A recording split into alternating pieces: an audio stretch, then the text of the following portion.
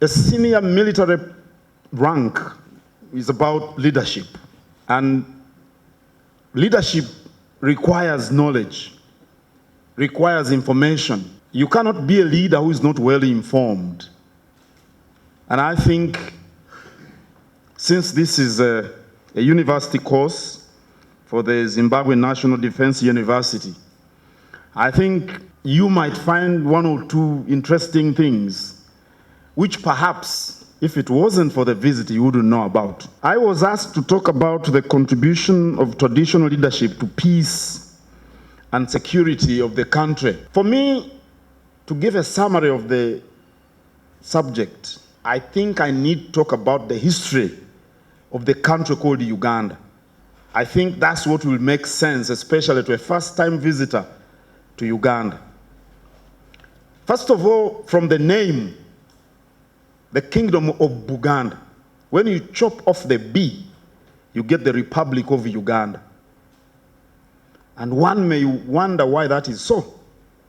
Well, the first visitors to this part of Africa came from the East African coast. The Arabs, the Swahilis. The Swahilis are the people who intermarried, the Bantu people and the Arabs. You get the Swahilis. Now, these were the first people to come inside the heart of Africa. And they were the guides for the Europeans. When Europeans started coming in, the explorers, the missionaries, they would come from the East African part of the continent. And they would get the Swahili interpreters who they traveled with to come here into what we now call Uganda. Now, the Arabs and the Swahilis have a challenge with the syllable bu, even up to today. It's very difficult for them to say bu. So they would say Uganda, and that's how they would interpret the name of this kingdom to the explorers, to the missionaries. They say we are now inside Uganda because of the problem with their phonetics, bu. So the Europeans wrote U, the letter U, and they left out B.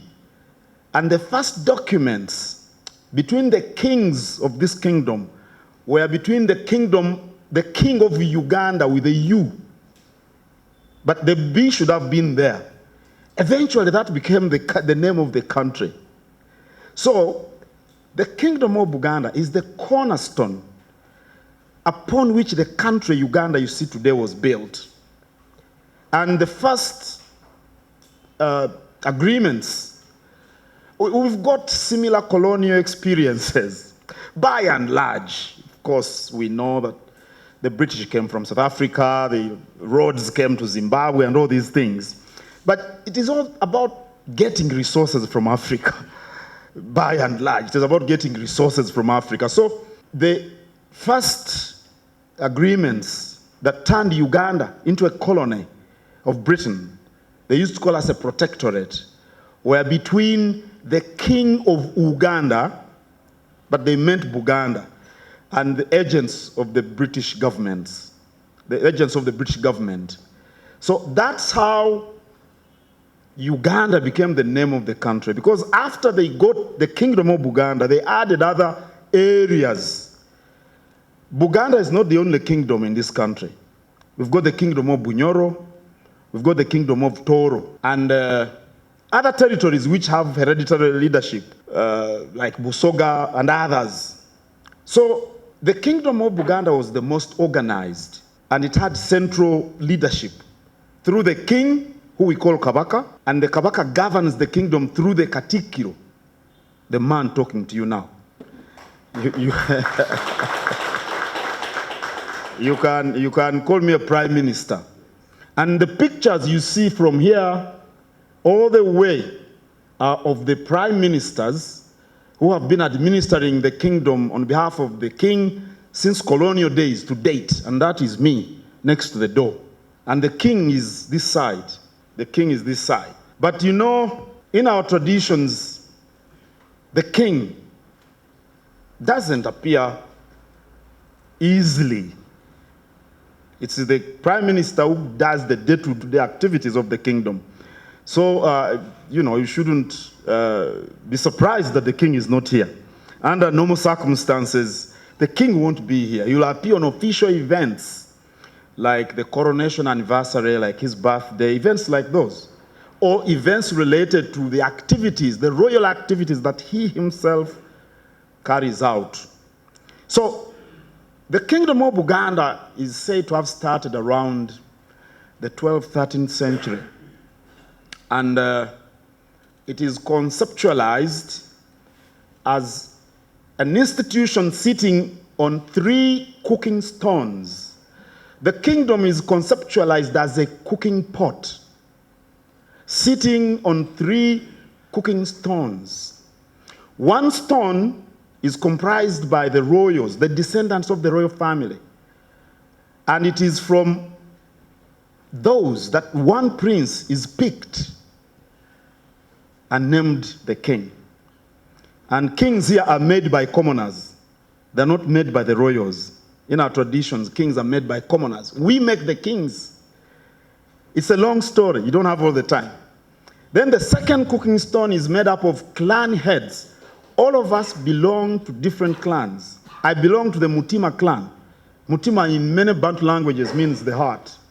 I belong to the Mutima clan. He belongs to the Lion clan. He belongs to the, what is the Heron Bird clan. Now, the clan, and every clan has a clan head. And the clan heads are the custodians of our traditions and ways of life. And they are hereditary. The third cooking stone are the commoners, those who are not royals or clan heads, people like us. And from those, officials who run the kingdom are picked by the king, starting with the prime minister, the other officials, chiefs, all the way down to the village. So that is the conceptualization of the kingdom of Uganda. So when we became a colony, a protectorate of the British, the kingdom remained with the authority to carry out internal activities, pretty much close to a federal system of government, where areas manage their internal affairs and where the central government manages national affairs like defense, like economic policy, like setting the education policy, like foreign affairs. That was the arrangement we had up to the time we had independence, 1962. And even after we got independence, 1962, the kingdom had a federal relationship with the central government. But then we had a problem.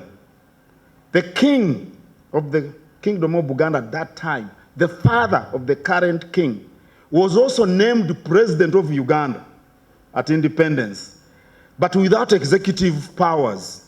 The executive powers were being carried out by the prime minister. When Zimbabwe got independence in 1980, you got a president who was kind of ceremonial. And then the prime minister had executive powers. Then eventually you changed it all. But it was similar to that.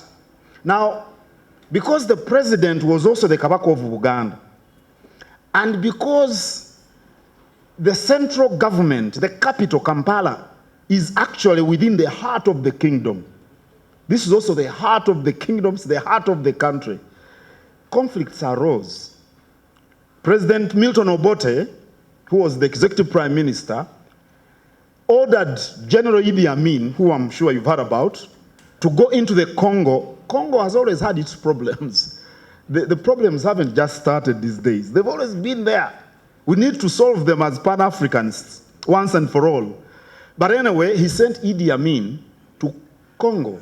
There is a region called Katanga. There were conflicts. And when he did that, he didn't consult parliament, he didn't tell the Kabaka, the president was the commander-in-chief. So when Amin was there, he looted gold.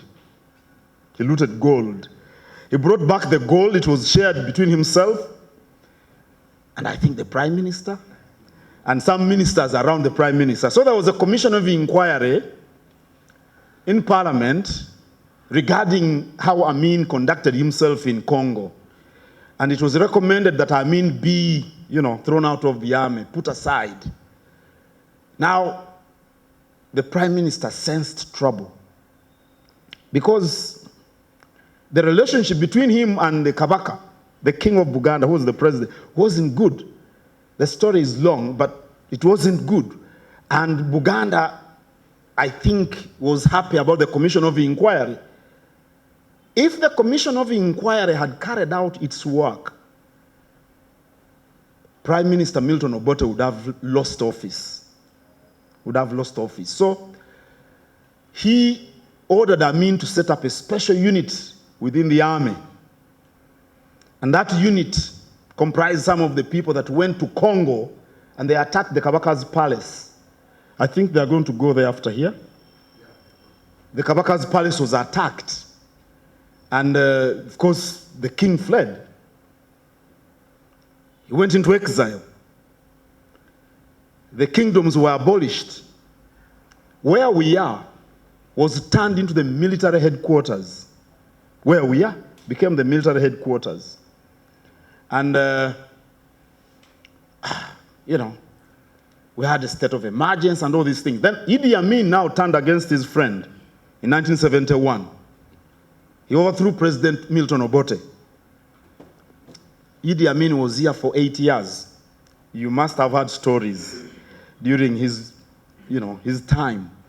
So many people fled into exile.